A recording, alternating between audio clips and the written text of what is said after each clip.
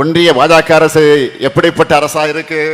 கொள்ளைப்புறம் வழியா தங்களுடைய வலதுசாரி அஜெண்டாவை செயல்படுத்த துணை நின்ன அதிமுக ஆட்சி போயிடுச்சு அப்படிங்கிற கோபத்தோடும், மறுபடியும் தமிழ்நாடு தலைமிருந்து நடைபோடுதே என்ற பொறாமை உணர்வோடும் நம்முடைய செயல் திட்டங்களுக்கு திமுக அரசு தடையா இருக்க, தமிழ்நாட்டுக்கும் தமிழர்களுக்கும் காவல் அரணா இருக்கேன்னு என்ற எரிச்சலோடும் எப்படியெல்லாம் இடைஞ்சல் தர முடியுமோ, எந்த வகையிலெல்லாம் தடை கற்களை போட முடியுமோ, எதையெல்லாம் செஞ்சு நம்மோட நிம்மதியை கெடுக்க முடியுமோ அதையெல்லாம் முன்வந்து செய்யறாங்க. நம்மோட உரிமைகளை பறிக்கிறதையும் தமிழ்நாடு கொச்சைப்படுத்துறதையும் நம்மால் அமைதியா பார்த்துட்டு இருக்க முடியுமா?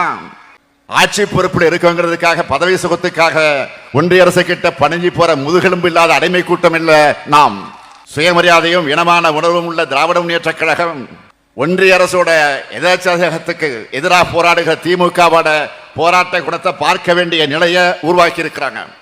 இன்னைக்கு தமிழ்நாடு முழுக்க ஒன்றிய பாஜக அரசை கண்டிச்சு தமிழ்நாடு போராடும், தமிழ்நாடு வெல்லுங்கிற கண்டன பொதுக்கூட்டங்களை நாம நடத்திக்கிட்டு இருக்கிறோம்.